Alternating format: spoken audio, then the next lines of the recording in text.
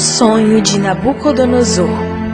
Logo depois que Daniel e seus amigos passaram a servir ao rei da Babilônia, muitas coisas aconteceram e revelaram o poder de Deus àquela nação idólatra. Certa noite, no segundo ano de seu reinado, Nabucodonosor teve sonhos tão perturbadores que não conseguiu mais dormir. Mas quando o rei acordou, percebeu que não conseguia se lembrar de jeito nenhum dos detalhes do sonho. Em Babilônia, a sociedade considerava os sonhos como mensagens divinas, e se a pessoa esquecesse do sonho, isso era um sinal de que seu Deus estava zangado com ela. Perturbado, Nabucodonosor mandou chamar seus sábios, os magos, os encantadores, os feiticeiros e os astrólogos, e ordenou que eles lhe explicassem o significado do sonho para conseguir ficar em paz. Os sábios responderam: "Conte-nos o sonho e nós lhe diremos o que ele significa." Insatisfeito com a resposta que deram, o rei ordenou que os sábios não só interpretassem o sonho, mas também lhe contassem o que ele tinha sonhado. "Se não me disserem qual foi o sonho e o que ele significa, vocês serão cortados em pedaços. Mas, se me disserem qual foi o sonho e o que ele significa, lhes darei muitos presentes, muitas recompensas e honras. Portanto, digam-me qual foi o sonho e o que ele significa." Mesmo assim, os sábios voltaram a dizer: "Ó rei, conte-nos o sonho e então lhe diremos o que ele significa." Nabucodonosor ficou muito irado com a aparente deslealdade daqueles homens em quem ele tinha tanto confiado, por agirem como charlatões e mentirosos. Então declarou: "Se não me contarem o sonho, todos vocês receberão a mesma sentença, pois vocês combinaram enganar-me com mentiras, esperando que a situação mudasse. Contem-me o sonho e saberei que vocês são capazes de interpretá-lo a mim." Os mágicos procuraram convencer o rei de que seu pedido era impossível de ser atendido. Não há ninguém em toda a terra capaz de dizer ao rei qual foi seu sonho. E nenhum rei, por maior e mais poderoso que fosse, pediu algo assim a um mago, encantador ou astrólogo. É impossível cumprir a exigência do rei. Ninguém, exceto os deuses, podem dizer qual foi seu sonho, e os deuses não vivem entre os mortais. Então o rei ficou tão irritado e furioso que ele ordenou a execução de todos os sábios da Babilônia. De acordo com o decreto, Daniel e seus amigos também deveriam morrer. Quando Daniel soube disso, com sabedoria e bom senso, perguntou a Arioque, o capitão da guarda do rei: "Por que o rei publicou um decreto tão severo?" Arioque relatou a aflição do rei a respeito do sonho que tinha tido e de sua frustração em encontrar ajuda. Ao saber disso, Daniel, arriscando a sua própria vida, foi falar pessoalmente com o rei para pedir tempo a fim de que pudesse suplicar ao seu Deus que lhe revelasse o sonho e a sua interpretação. O rei concordou com o pedido. Daniel voltou para casa, contou o problema a seus amigos Ananias, Misael e Azarias e juntos buscaram sabedoria da fonte de conhecimento. Eles estavam convictos de que Deus os tinha colocado onde estavam, que eles estavam fazendo a sua obra. Nos momentos de dificuldade, dúvida e perigo, eles tinham sempre buscado a direção de Deus. Dessa vez não foi diferente. Eles buscaram mais uma vez o juiz de toda a terra e suplicaram libertação. E o Deus a quem eles tinham honrado os honrou. Ele revelou o sonho do rei e o seu significado a Daniel, de noite, numa visão. "Louvado seja o nome de Deus para todo sempre!" Daniel exclamou. "Ele revela coisas profundas e ocultas. Eu te agradeço e te louvo, ó Deus dos meus antepassados. Tu me deste sabedoria e poder e me revelaste o que te pedimos. Revelaste-nos o sonho do rei." Vejam bem, Daniel não recebe acesso aos segredos divinos praticando técnicas especiais ou por causa de superioridade intelectual ou dons literários. Daniel compreende que a resposta à oração não depende de quem está orando nem do valor da pessoa. Esse processo tem uma direção descendente em vez de ascendente. Daniel procurou Arioque imediatamente, dizendo: "Não mate os sábios, levem-me ao rei e eu interpretarei o sonho dele." Rapidamente o oficial levou Daniel à presença do rei com as palavras: "Encontrei um homem entre os exilados de Judá que pode dizer ao rei o significado do sonho." Logo em suas primeiras palavras, o escravo judeu recusou receber qualquer honra e exaltou a Deus como a fonte de toda sabedoria. Quando o rei perguntou: "Você é capaz de contar-me o que vi no meu sonho e interpretou?" Daniel respondeu: "Existe um Deus nos céus que revela segredos, e ele mostrou ao rei Nabucodonosor o que acontecerá no futuro. Agora lhe direi qual foi o sonho e as visões que o rei teve enquanto estava deitado em sua cama. E eu sei o segredo de seu sonho, não porque sou mais sábio que os outros, mas porque Deus deseja que o rei entenda o que se passava em seu coração. Em sua visão, ó rei, havia à sua frente uma enorme estátua brilhante, e a aparência dela era assustadora. A cabeça da estátua era feita de ouro puro. O peito e os braços eram de prata. O ventre e os quadris eram de bronze. As pernas eram de ferro e os pés uma mistura de ferro e barro cozido. Enquanto o rei observava, uma pedra foi cortada de uma montanha, mas não por mãos humanas. Ela atingiu os pés de ferro e barro e os despedaçou. Toda a estátua se desintegrou em minúsculos pedaços de ferro, barro, bronze, prata e ouro. Então o vento levou tudo como se fosse palha na eira. Mas a pedra que derrubou a estátua se tornou uma grande montanha que cobriu toda a terra. Foi este o sonho, Daniel declarou confiante. E o rei o ouvia com a máxima atenção, reconhecendo que de fato aquele era o sonho que o tinha deixado tão perturbado. Dessa forma, a mente do rei foi preparada para receber e aceitar a interpretação. Ele deveria ser despertado, se possível, para o senso de sua responsabilidade para com o céu. Deus estava prestes a abrir diante dele os acontecimentos futuros até o tempo do fim. Esse foi o sonho, disse Daniel. Agora direi ao rei o que ele significa. Ó rei, o Senhor é o maior de todos os reis. O Deus dos céus lhe deu soberania, poder, força e honra. Ele o fez governante de todo o mundo habitado e pôs até os animais selvagens e as aves debaixo de seu controle. O Senhor é a cabeça de ouro. O ouro era o metal mais popular em Babilônia. Eles usavam muito ouro na construção de templos e palácios.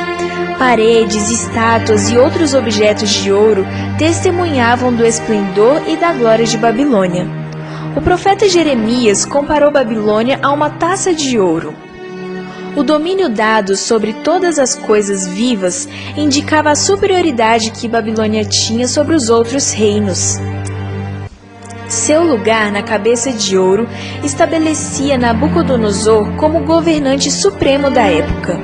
Mas, ao mesmo tempo, a visão lembra Nabucodonosor de que ele depende de Deus e que o poder que ele possui foi concedido por Deus.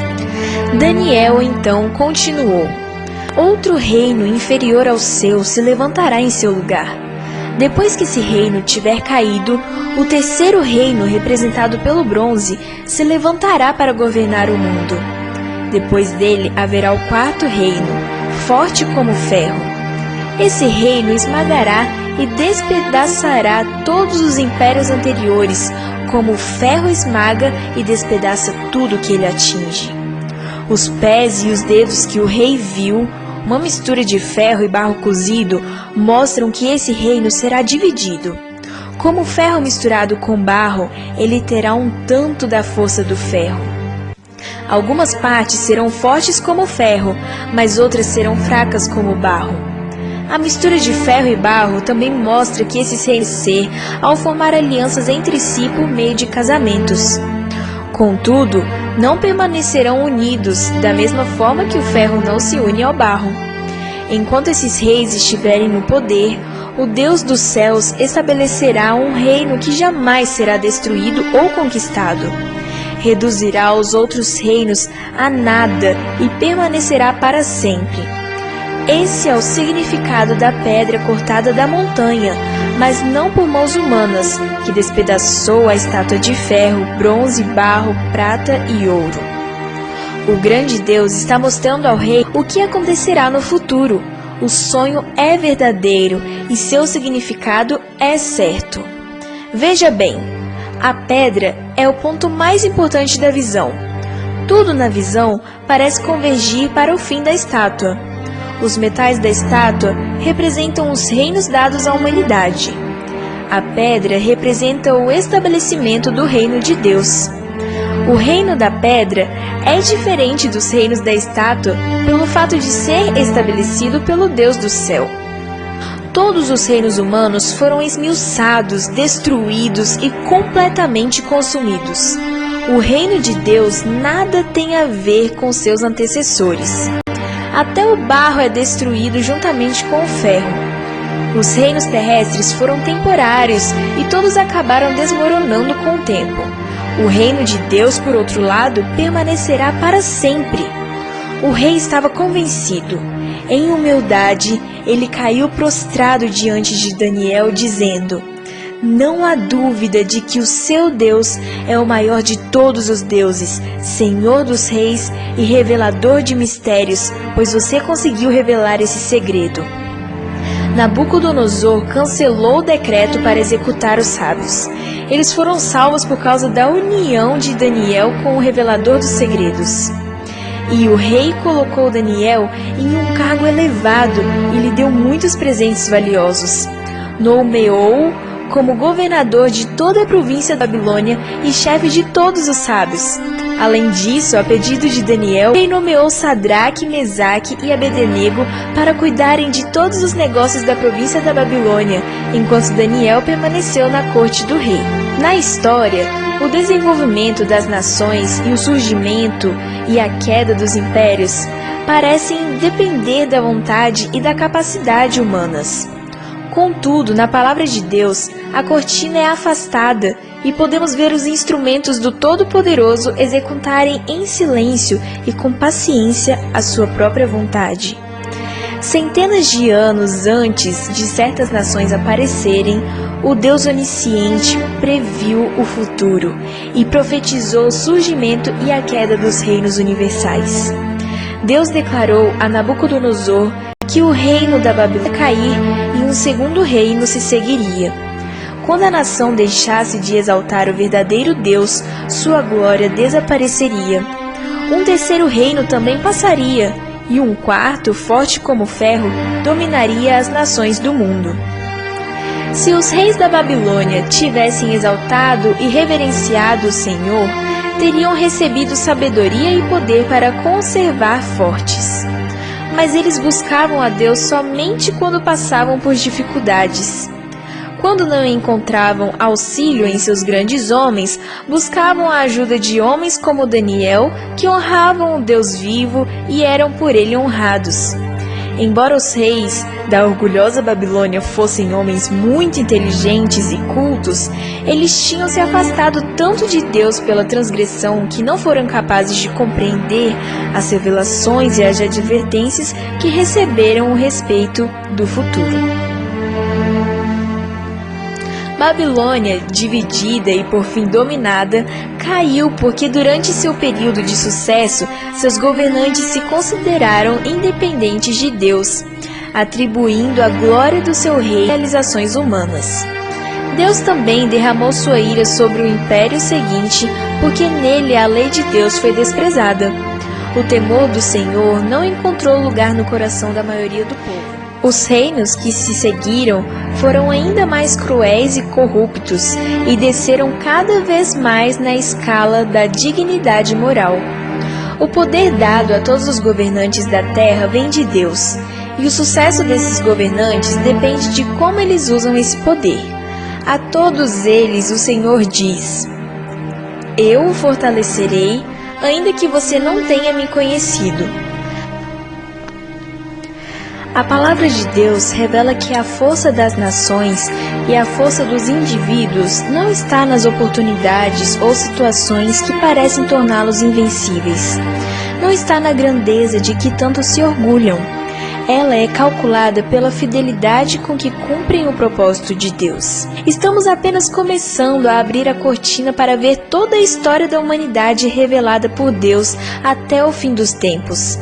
Já sabemos que a estátua do sonho de Nabucodonosor tem uma sequência descendente de metais, representando os sucessivos reinos do planeta Terra.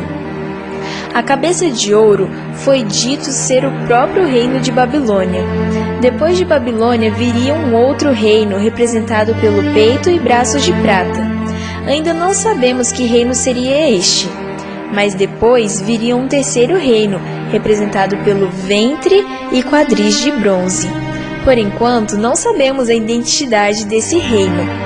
Um quarto reino, representado pelas pernas de ferro, dominaria o mundo.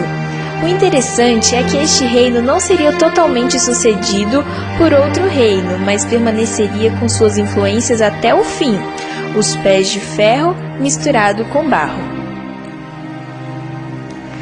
Por fim, todos esses reinos terrestres serão destruídos e o reino de Deus vindo do céu, representado pela pedra, será estabelecido na terra. Esse sim vai durar para sempre.